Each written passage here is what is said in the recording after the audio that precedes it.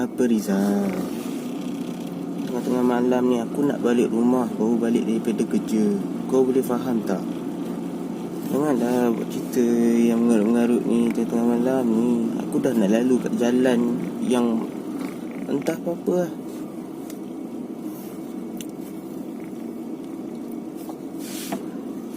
Cerita hantu lah. Kau sepatutnya doakan aku supaya selamat sampai. Bukannya kata yang aku akan jumpa benda macam tu lah. Aku tak nak dengar. Aku nak balik rumah ni. Dah, nanti aku call balik lah. Okay, Assalamualaikum. Ish, dah lah. Okay, bye. Waalaikumsalam.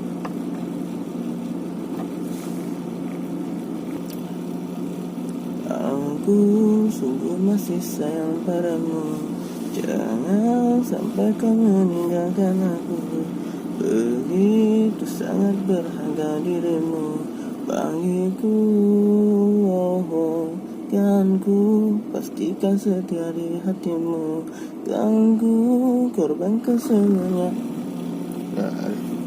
Mesti si Liza lagi dah ni. Hello. Oi. Cakap lah, jangan main lah. Weh Rizal, apa hal kau ni? Cakap lah. Pula Rizal main aku malam.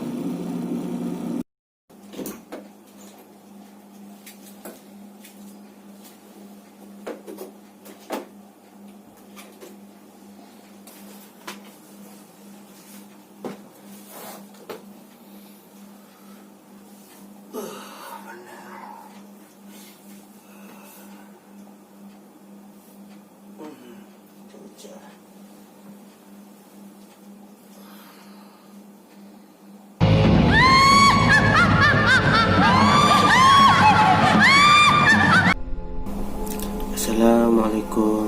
Selamat pagi kepada penonton di channel Yak Yak Ye. Terima kasihlah kerana sudi lagi menonton. Baru-baru ni Yak mendapat komen yang di mana video Yak sebelum ni dikatakan fake, yang Yak wish pada waktu malam. Yak record video tu lah. Dan malam ni Yak bertujuan untuk buktikan yang Yak cerita memang waktu tengah malam. Dan tutup lampu semua, hanya diterangi oleh lampu solar ni saja. Jam tangan Yak menunjukkan pukul 2.29. Dah nampak? 2.29. Tarikh dia Friday. Okay, kalau diikutkan sekarang dah hari Jumaat lah. Ini benar-benar Yak record tau, tak ada fake. Okay, malam ni Yak ada beberapa cerita seram yang nak dikongsikan kepada penonton. Dan Yak ada juga selitkan kisah Yak juga. Sebelum Yak cerita, silalah like, komen, share dan subscribe supaya dapat membantu Yak dalam membantu Yak bikin video yang lebih inisiatif. Jom kita start cerita yang pertama.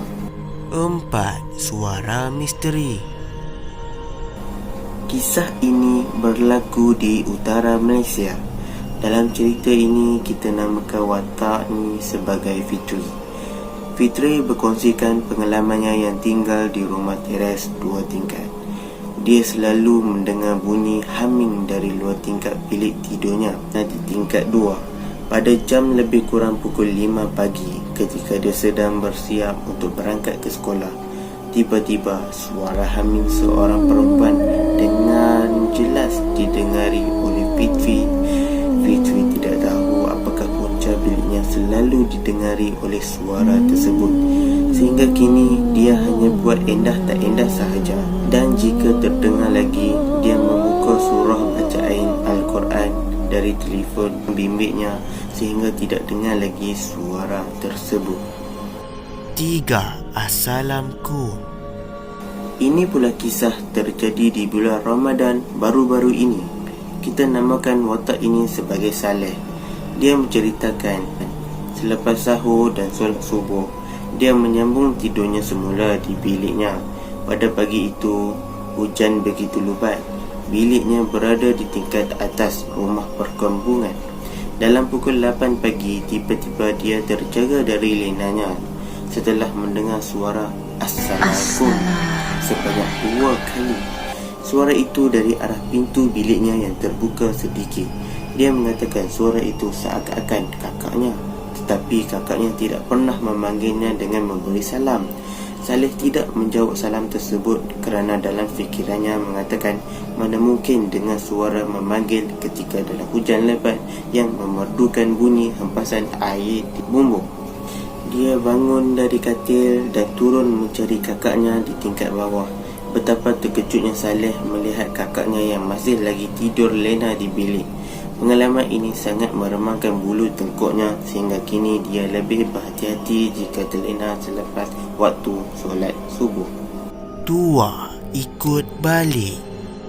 Cerita ini berlaku pada seorang yang kita namakannya sebagai Zaidi.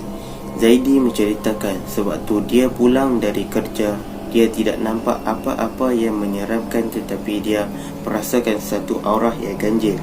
Waktu itu berlaku pada pukul 10 malam. Dia membuat overtime pada hari itu. Untuk pulang ke rumahnya, dia perlu melalui jalan bukit yang tinggi dan pasti pada jalan itu tidak banyak kenderaan yang lalu sekitar pukul 10 malam. Apabila pulang sahaja di rumah, sebelum masuk dia hanya meludah di luar rumah dan masuk begitu saja. Setelah mandi dan makan, dia pergi untuk bermain dengan anaknya. Tiba-tiba reaksi anak Zaidi tidak seperti selalu. Anak Zaidi yang berusia 6 bulan menangis sambil melihat di atas kepala Zaidi. Zaidi rasa ada yang tak kena. Dia letakkan anaknya di dalam buaian dan bangun pergi ke pintu rumah. Terus dia azan dan membaca ayat kursi lalu meludah keluar sebanyak 3 kali. Selepas itu anaknya tidak lagi menangis dan selepas kejadian itu dia berhati-hati jikalau dia pulang dari kerja pada pukul 10 malam. 1. Penunggu di tempat kerja. Kisah terakhir ini berlaku pada seorang rakan, kita namakannya sebagai Fadli.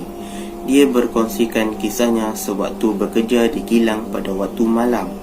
Di kilangnya mempunyai 3 departmen, iaitu Finish Good, Semi-Finish Good dan Fitting. Dia pada malam itu bertugas di Finish Good dan Department Fitting tidak beroperasi pada waktu malam. Dijadikan cerita pada malam itu sekitar jam 10 malam, Fadli dan rakannya hanya berdua di departmen mereka. Tiba-tiba ada satu panggilan melalui telefon intercom dari bahagian Department Fitting. Fadli fikir mungkin ada yang bekerja lebih masa di Fitting. Panggilan tersebut berdering sebanyak 2 kali. Kemudian Fadli dan rakannya berdua pergi ke bahagian fitting untuk periksa. Sebelum sampai di pintu departmen fitting, mereka mendengar bunyi pilot jet bergerak dari arah dalam departmen. Mereka mengendahkan bunyi tersebut lalu terus membuka pintu departmen fitting. Mereka terkejut apabila mendapati di ruangan departmen fitting gelap gelita dan hanya aircon sahaja tidak tutup. Mereka membuka lampu dan melihat tiada siapa yang bekerja di dalam departmen itu. Selepas itu, mereka tutup lampu, aircon dan pintu departmen semula. Kemudian mereka kembali ke Finish Good, departmen mereka. Dalam perjalanan, rakan Fadli hendak ke tandas. Dia terpaksa patah balik melalui bilik departmen fitting. Tiba-tiba dia ternampak seorang rakannya yang bekerja di bahagian fitting, Adib, sedang berjalan dalam pergerakan laju menuju ke arah tandas. Sampai saja di tandas, dia mendapati tiada orang di tandas. Dia terus membatalkan niatnya untuk masuk ke dalam tandas dan pergi ke tandas security. Keesokan harinya, salah seorang dari rakan mereka di bahagian fitting memberitahu kedudukan pilot jet berubah tempat sebelum mereka tinggalkan departmen.